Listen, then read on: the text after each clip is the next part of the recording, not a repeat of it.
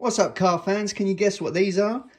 No, it's not my collection of winter willy warmers. These are some new handbrake and gear stick gaiters for the Astra Mk3 GSI. We're going to replace them today. This is a job I've been itching to do because they are terrible in the car at the moment. So we're going to go check that out and show you how to replace them, how to make them look new. Willies! We are in. So this is what we're dealing with. Look at that. That's terrible, isn't it? Looks like it's been nibbled on, pulled on, ridden. I don't know. But yeah, the handbrake one's just as bad as well. It's all frayed and it looks terrible. So I've been cleaning up the inside, trying to make it look a little bit more respectable. And we're getting there. So this is really letting it down. It looks terrible. So I'm hoping these are going to fit well. They're only 17 quid for the pair on eBay. They look like good quality, but we're going to learn by doing and see how this all comes apart and replace them. So we'll start with the gear stick. Now, I did a little bit of research of what I could find. These are bonded on, the knobs. Your knobs are sticky. So really, I don't want to take that off. If you was putting an aftermarket one on that bolts on, I mean, you'd be fine. But getting that back on, sticking it, don't really want to do. So I'm hoping we're going to take it off and maneuver it over the knob. So initially, look at that. That's all we want to do. There is some clips, some tabs on the bottom of this holder.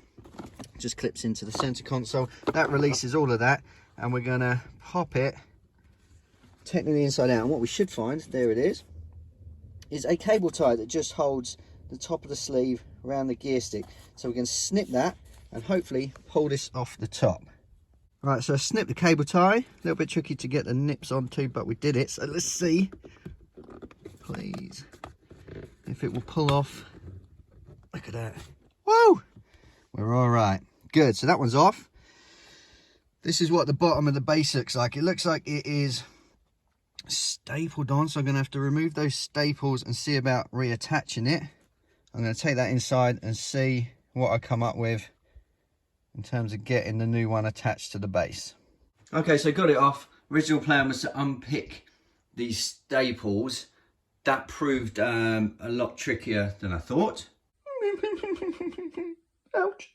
So I decided to just pull it off gently anyway, because we don't need the old one. And I'm hoping the new one, it looks like it's elasticated around the bottom. I'm hoping that that will just sit in there tight enough that it will look good. If not, I might have to sort of bond it with a bit of glue or even put some new staples in. But for the time being, that's what I did. Just gently pulled it off, and we're going to put the new one on. Okay, so we got it on. I just had to notch out a bit of material with a blade just for those clips. See if we've got enough clearance for that to fit. It's tight enough fit to not need bonding, I don't think. So we're going to do a test fit and then try and fit the whole thing. Okay, so test fit went okay. I'm just re-securing the cable tie. So make sure you put this the right way. It's kind of inside out on itself. You can re-watch the video and when I took it off to see which way the sleeve needs to be inside out to attach. So when you push it down, it will be the right way. So I'm going to hopefully clip it in and we'll see what it looks like. Okay, let's do a big reveal. See what it looks like. Yay. Not bad, not bad. I mean, it's a lot trickier than I thought it might be. It's not a simple 5-minute job. That'll bed in a little bit over a bit of time. We'll sort of reposition as we go when it goes into gear and things. That'll all bed into a position, but it fits well enough for what I paid for it. I mean, they're hard to get hold of, especially like a brand new original, but the white stitching, it all looks pretty cool now. White stitching to match the white on here was with the thinking behind it. And then I thought it's going to be tricky to keep clean. Right, so I'm going to crack on with this. Should be same principle. If anything out of the ordinary throws up, I'll video it and let you know.